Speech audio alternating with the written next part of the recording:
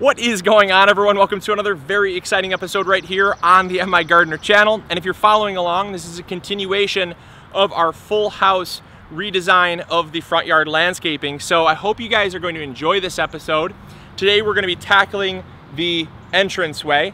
So this is the kind of the focal point of the house, something we really have to emphasize. We really have to bring focus to how beautiful the house is behind it and really kind of give people a kind of a pathway into the house. So that's what we're going to work on. There's actually already been some work done, as you can see here. We actually we're already started tearing out some of the cedar bushes. There's a lot of overgrown cedar bushes that looked good. We did keep, obviously we did keep some in the back there. You can see right there, really beautiful, just a little bit overgrown. And so we kind of had to pick and choose the ones that we were going to keep, because keeping them all would make the house look overgrown.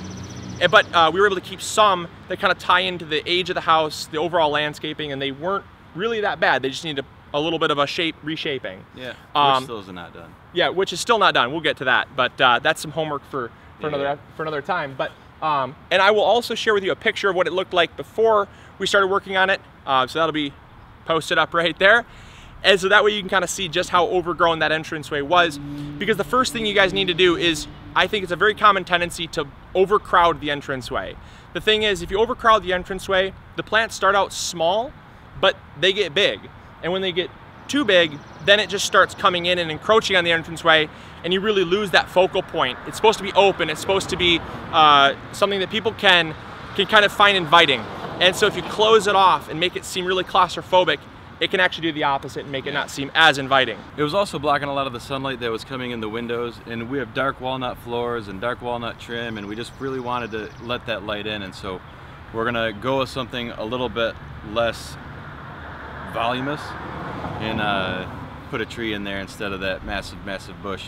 So the tree we actually chose was a redbud. It's a Redleaf Redbud, so it's actually going to really contrast well with the white color of the house and the black of the windows. It's going to kind of give that pop of purple all year long, something that you can definitely do. One of the nice things about these the Redleaf Redbuds is that the red leaves stay all the way from spring until fall, whereas the regular eastern redbuds have purple flowers, but the purple flowers then give way to just green foliage. So it's kind of going to be this kind of really good centerpiece that's not going to block a lot of the light. It's going to elevate. It's a semi-dwarf, and it's going to give us that that kind of the fill-in that we're looking for. Still kind of shade that entranceway, make it inviting, but not so full and voluminous that it blocks the sun. The other thing that we're going to do is we're going to be planting a lot of begonias here in this entranceway. Right now there's a lot of hostas and there's a lot of sedum. The sedum likes some low light, so it's a great plant for this low light situation, but it also likes some damper soil conditions. Obviously, one of the things we're going to do in future episodes is we're going to, you can explain what we're going to do, because it's pretty obvious what's going on. Okay, so in the years past, this is the original flagstone walkway that was here. Now, in years past, I think they had buried it and when they put in the sidewalk. So if you can't see it here, but there's about a 5-inch step up from that flagstone to the actual sidewalk. So it's a bit of a tripping hazard. So we're gonna pull all this flagstone up and just set it aside, bring in however much dirt we need to make it a nice sort of level walk path. So the begonias here are a great option for this low light situation, as well as the damp soil conditions. It's something that's going to fill out. The white is going to give a real good pop of focal color, matches the house, but it's also got this beautiful purple leaf that's going to really tie into that purple redbud that we chose. So one of the first things we're going to do is we're going to catalog and actually inventory a lot of the plants here that aren't quite needed. There's a lot of hostas that have been planted here. Those do well in low light as well as moderate light. So we're going to move a lot of those over to the Spanish Vista corner where they're going to thrive and add a little pop of color. The sedum here in the back is really going to stay. We're just going to basically pull some plants from around the other side of the house by the Spanish Vista corner that isn't really needed, and it's not really doing as well because it's in a little bit too much sun for its preference. So we're going to kind of fill in some of those gaps, really make a more even hedgerow of them, and then we're ultimately going to come in here and plant the begonias. The one thing that I was going to say as well is that it's really important to make sure that you do plant some perennials as well. So the perennials are going to kind of act as that permanent entranceway, and after we get all these in place, I'm going to encourage Jake and Megan to get some boxwoods. Boxwoods are very European. They are an evergreen, so they're gonna keep their color even through the winter. And that way they actually have a permanent entranceway where even if there's snow on the path, it will mark the way that people can get into the house so they're not trampling over beds and compacting that soil, making it harder for plants to grow in the spring. It's really important to incorporate some type of evergreen, but one that doesn't get too big. And that's why boxwoods are going to be kind of their homework assignment to plant here, probably on the outside of the sedum.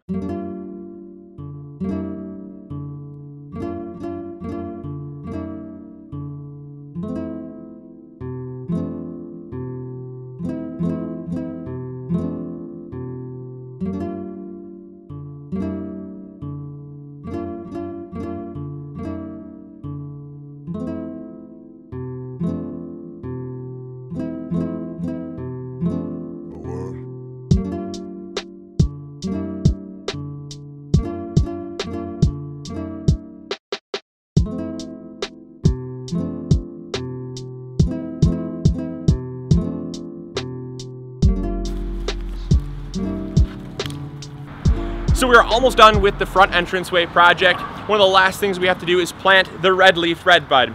We did run into a slight issue though, planting it where we wanted. See, you don't typically want to plant a tree right in front of a window because as the trunk is small now, it does get larger, and you don't typically want to plant something in front of a window because after all, we did just free up all of this space. So the issue is though, that the entranceway, the slate entranceway that's here, is a half circle, and the half circle pretty much ends right where this window starts. So you can't put the tree right next to the entranceway because then what's going to happen is the roots are going to heave all those stones up over time. It's a big mistake I see people making with landscaping is planting things too close to either the house or too close to, say, like a sidewalk or a driveway. The roots are very powerful and they will actually heave that up and cause unevenness, which then can be a tripping hazard and can really cause some issues. So we actually had to sacrifice what we ideally would want, which is to put the tree right in between the door and the window, and instead plant it right here in front of this window. Now, the other thing that we're going to go for is more of a park style pruning system.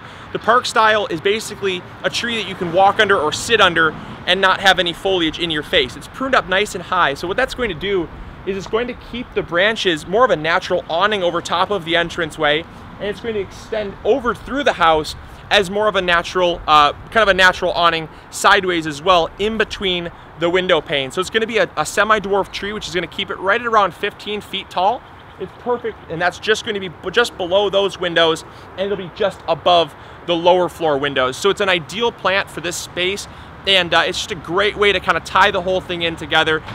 All right, so the final thing we need to do is give this plant a little bit of Trifecta Plus. For a tree of this size, typically we say about a quarter cup or so to get it started, and then as it grows, we'll use about a half a cup every year after that. So you just need to get it established, get it something to kind of feed it, take it through transplant shock without losing too many leaves, because a tree like this that's already leafed out ideally should have been planted before it came out of dormancy, but later on in the year, sometimes there's really nothing you can do. So that's all we're doing, is just trying to eliminate the transplant shock as much as possible.